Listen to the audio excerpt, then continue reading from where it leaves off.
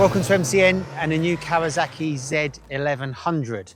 Now, this bike replaces the Z1000, which ran up to 2020 in the UK before being quietly dropped from the range. And it's amazing to think that that bike is almost 22 years old now. The Z1000 means quite a lot to me. The bike with the quad pipes coming out the back, the crazy looking thing.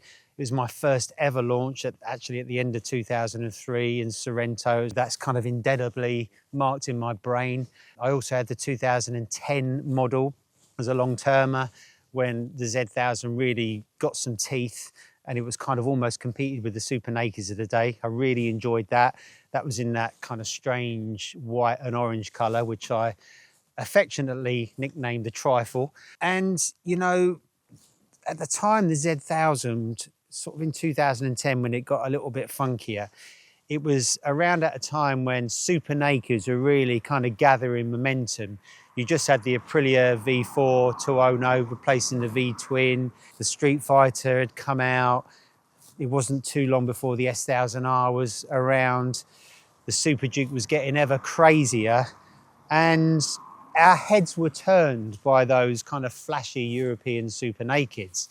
And perhaps the Japanese Nakeds got a little bit left behind. But over the years, as Super Nakeds, just like superbikes, have become ever more powerful, ever more loaded with technology and ever more expensive, I think that it's a good time for Kawasaki to bring the big Z back and look seriously again at Japanese Nakeds, which are much better value, still very fast, still very crazy. And it's one of the reasons that we've all gone a little bit giddy over the Honda Hornet this year. I think now the Japanese sports nakeds have really got a good foothold in the biking landscape. And this Z1100 promises to be a cracker. So the big news with this bike, as the name would suggest, is it's now an 1100 rather than 1000. So it's got a bigger engine and it gets the same updates as the new Ninja 1000 SX, or Ninja 1100 SX rather, and the Versys 1100. So this engine is all about torque, and Kawasaki haven't gone chasing big power. So the capacity is raised up to 1099 cc from 1048. The power's actually gone down. It was 140 bhp, now it's 134, but it's got a lot more grunt. So it's got milder cams, it's got a heavier flywheel, lots of new internals just to give it a little bit more real-world flexibility, and it's longer geared as well. It's also ride-by-wire for the first time, so that facilitates lean-sensitive rider aids like traction control and ABS. You've got an up and down quick shifter, you've got cruise control, so in terms of electronics, the Z is a lot more advanced than it's ever been. But it is the engine that is the absolute centerpiece, masterpiece of this bike. So it's very, very smooth. It's deliciously smooth. So much grunt that you can just roll around in top gear. It's really, really flexible. And you know, at road speeds, you know, we're here in the middle of December. It's almost winter time in the UK. It's not a time where you need 200 brake horsepower. And this engine feels better than an M1000R engine or a Street Fighter V4 engine at normal speeds. You know, with 134 bhp, it's going to get its hat nailed on around a track by a proper Super Naked. But in terms of, you know, real world enjoyment, there's more than enough grunt spilling from this engine. So you can ride it really lazily, it's really flexible, it's got a really nice throttle response, or you can go bonkers and ride it like a Super Naked, and it makes all the right noises. The engine goes from being very smooth to having a real deep airbox growl and a really nice kind of pop and bang from the quick shifter. The gearbox as well is really, really smooth. So just in short, this engine is just a beautiful thing, and the engines always make a bike, and it's such a pleasure to ride because of this really nice smooth engine.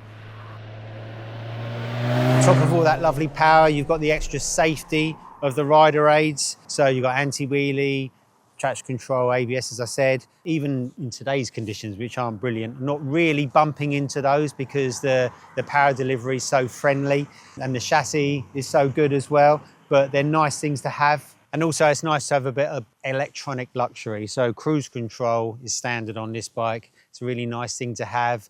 As we've said many times before, just helps keep your speed down in restricted zones. It's fully adjustable and easy to ride. It's not radar, but that's not the end of the world. And I'm not that keen on the radar cruise anyway. And then you've got this really nice 5-inch colour dash, which you can change all the riding modes. It's got 4 riding modes. Everything's adjustable. It's Bluetooth connectivity on it, so you can link a sat nav to it. So it's very refined in that respect as well. This bike's also available for the first time in SE trim, and this is what this bike is the SE version. And the main difference is that you get Brembo brakes instead of standard Kawasaki brakes, and an Öhlins rear shock. It's an S46 rear shock.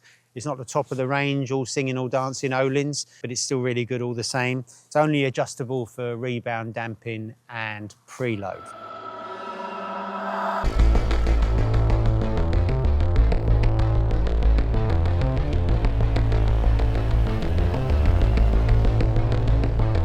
Despite the fact this bike's got more grunt, it's still a super naked. You still sit on it, it's quite aggressive. It's quite a small bike, but it's not too uncomfortable for a tall rider like me. I'm 6 foot. Gets a little bit uncomfortable in the seat department after about an hour, but it's aggressive. It's mad when you want it to be. You know, the anti-wheelie's working overtime to keep the front wheel down, accelerating hard in 3rd gear.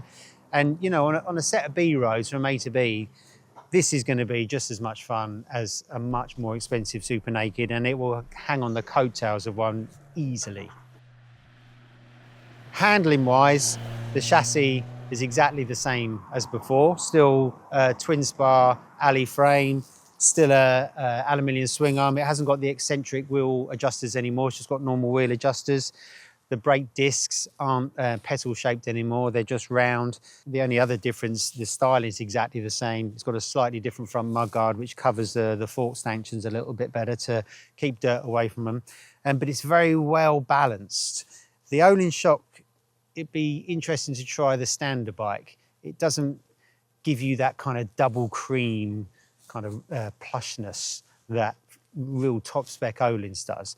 But it is really, really good. The bike's balanced.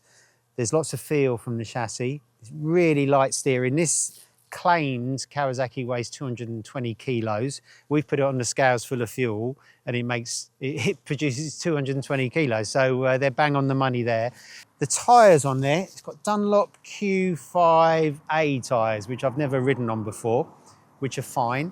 They're a 190/50 profile, so they're quite a flat profile compared to modern 55 profiles, and there's quite a lot of tram lining, and in these conditions not the most feel and grip, but we give them the benefit of the doubt. In warmer conditions they might be better, but you definitely get more confidence and better ride quality from new generation replacement tyres.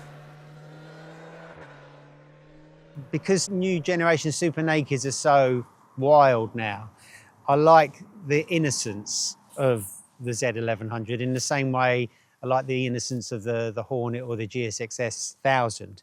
You know, these bikes are kind of relatively affordable. They give you a lot of fun, a lot of excitement, a lot of performance for not a lot of money. This is really well built as well. When you look at MCN's owners' reviews, everyone has nice things to say about the old Z1000, about the Versys, about the Ninja, which are all similar bikes. So very easy to live with. You can ride it fast, it's fun. You can ride it slowly, it's easy. It's just easy to get on with. You know, it's an 1100, but it doesn't look like it. And when you ride it, it could be a bike with half the power. It's very easy to manage. In terms of things I'm not so keen on, but there's not a lot not to like. I mean, the tyres, maybe I would change those if it was mine. Just try and experiment with something better, a better sports touring tyre or a better sports tyre.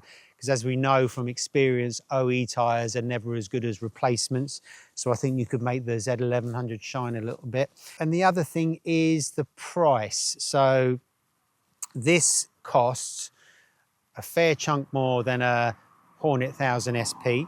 The standard one of these costs more than the standard Hornet, and they're all more expensive than the Suzuki. It's cheaper than the Yamaha MT10, and it's cheaper than most super nakeds as well from Europe. So I suppose in terms of value, it's not as good as the Honda or the Suzuki, but and it hasn't got the power either, but it's got a lot more grunt. It's very smooth. So the only way we're really going to find out how this is going to compare with its rivals is to do a group test. And we're going to be doing one of those very soon that you'll be able to read in MCN and see in our video. So it'll be interesting to see how this stacks up, because you know, you don't just buy the cheapest bike. It's got to be good value. It's got to be able to do what you want it to do as well. And I think the Kawasaki is going to hold its head up very high. I think it's a good time for Kawasaki to bring back this bike, because before, the range topping naked was either the Z900 or the ZH2, which is more of a kind of a muscle bike than a naked. So I think there's definitely a place for the Z1100 now, more than ever in a way. So we're going to carry on enjoying this bike in the salubrious surroundings of the Lincolnshire roads today. Thanks very much for watching. If you enjoyed this video, please like and subscribe, and stay tuned for more very soon.